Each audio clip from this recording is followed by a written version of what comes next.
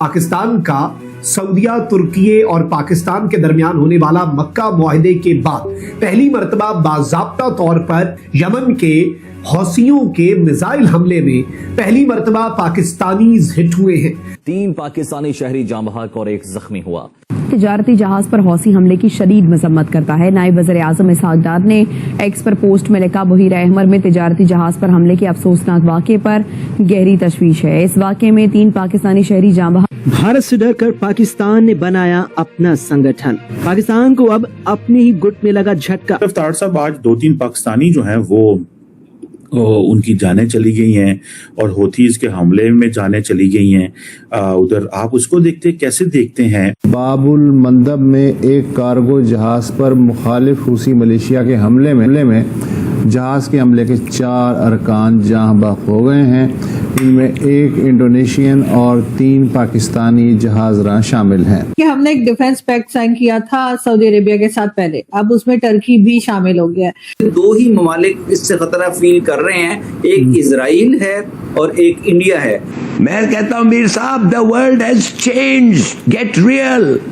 ये नहीं है अमेरिका खत्म है। It is no longer the pioneer power, it is no longer the power. जो 3 मुस्लिम कंट्रीज इकट्ठे हुए हैं, उन्होंने एक दफाई मुआहदा किया है कि इंडिया का जो एक नैरेटिव था वो शैटर हुआ है पाकिस्तान की डिप्लोमेसी। एक जो शिप है उसके ऊपर सऊदी अरेबिया का शिप था जिसके ऊपर हमला किया गया है हूतीज की तरफ से, और वहां से कुछ पाकिस्तानियों की अमवात भी हुई है, जिसको हमारे फॉरेन मिनिस्टर इसहाक डार साहब ने उसको एक्सेप्ट करके तो बताया है। दर हकीकत इन चीजों को उठाया जाता है, पाकिस्तान की अमवात को इजराइल और भारत इसको उठाता है। हम लाते हैं टॉक शोज और अनलिमिटेड एंटरटेनमेंट सिर्फ यूट्यूब पर। अगर आपने अभी तक हमारा चैनल सब्सक्राइब नहीं किया तो अभी सब्सक्राइब करें और बेल आइकॉन को क्लिक करके हमारी लेटेस्ट वीडियोस के बारे में अपडेट जानें। अगेन, जैसे आप कह रहे हैं, अच्छा, लोग कुछ सवाल पूछ रहे हैं कि क्या इसका मतलब है कि अब वो सऊदी, तुर्की, मक्का अकॉर्ड्स एक्टिवेट होंगे? जवाब है नहीं। क्या पाकिस्तान इसका रिएक्शन देगा? रिएक्शन यकीनन देगा, क्योंकि हमारे 3 शहरी इस हमले में मारे गए हैं। लेकिन अगर आप वजारत खारजा या फॉरेन ऑफिस दफ्तर खारजा का बयान देखें तो उन्होंने क्या कहा था?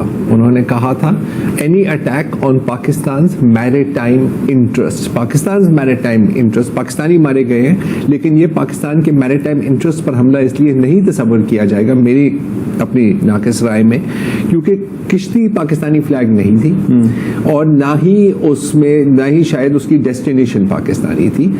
अनफॉर्चुनेटली 3 पाकिस्तानी सेलर्स उस पर मौजूद थे, तो ये उस दायरे में नहीं आएगा। लेकिन हाँ, अगर आप थोड़ा सा बिग पिक्चर देखें तो हूसियों की एक बहुत ही हार्ड बार्गेनिंग चल रही है बाबुल मंदब में।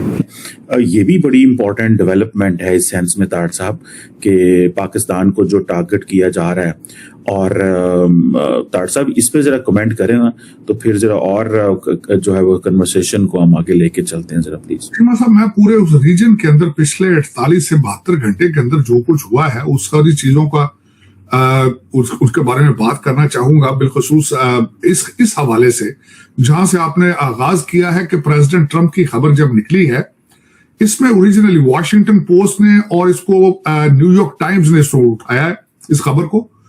और सबसे पहले तो बात यह कि ये सारी खबरें लीक किस तरह हुई हैं, ये कमजोरी है एडमिनिस्ट्रेशन के सामने नजर आ रही है।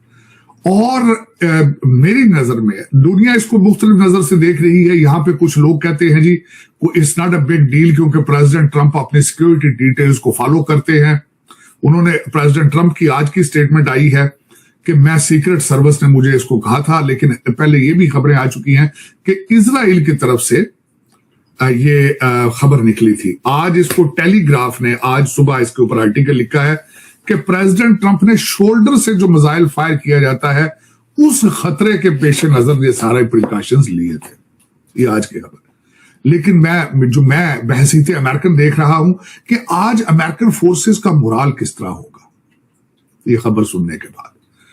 ईरान एक छोटा सा कंट्री, 45 साल से सैंक्शंस में, कोई टेक्नोलॉजी नहीं है, कोई इकॉनमी नहीं है, मैं इस पे भी आगे बात करूंगा कि एक जो शिप है उसके ऊपर सऊदी अरेबिया का शिप था जिसके ऊपर हमला किया गया है हूतीज की तरफ से, और वहां से कुछ पाकिस्तानियों की अमवात भी हुई है, जिसको हमारे फॉरेन मिनिस्टर इसहाक डार साहब ने उसको एक्सेप्ट करके तो बताया।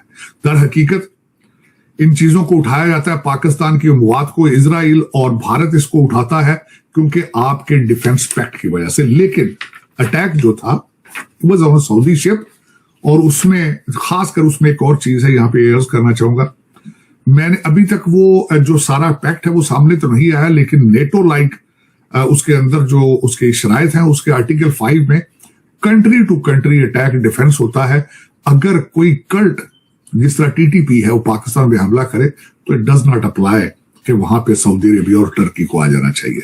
तो मेरे ख्याल में वो उस कैटेगरी में नहीं आता शिप के ऊपर अटैक करना, और होतीज के अटैक जो हैं वो भी क्वालिफाई नहीं करते। अगर Yemen as a country attack करे सऊदी अरेबिया के ऊपर तो Pakistan ultimately has to go there defend, और वो ऑलरेडी कर भी रहे हैं। जो इस वक्त हमारे पाकिस्तानी सोल्जर हैं यमन बॉर्डर के ऊपर तैनात है, वो डिफेंस करेंगे।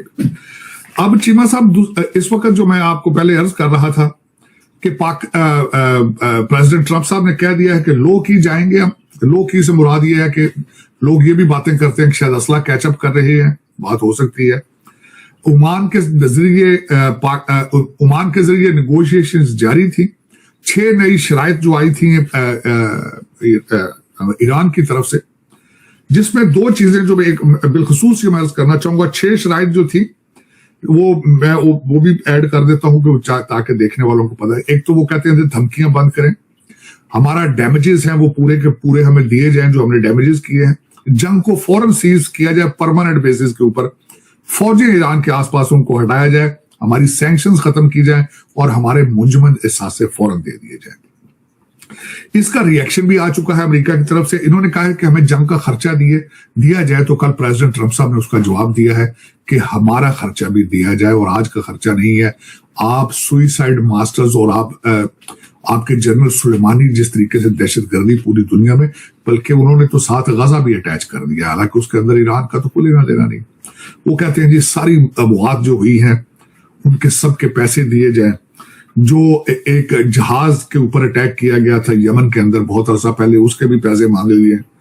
मेरा ख्याल है अगर प्रेसिडेंट ट्रंप मेरा ख्याल एक ही जंग भूल गए हैं, यूक्रेन को भी अगर ईरान के साथ ही अटैच कर दे तो उसका खर्चा भी मांग लेते तो वो भी चल सकता था, क्योंकि ईरान के अंदर भी शाहिद मिसाइल जो है वो उड़ रहा है उनका, ईरान का।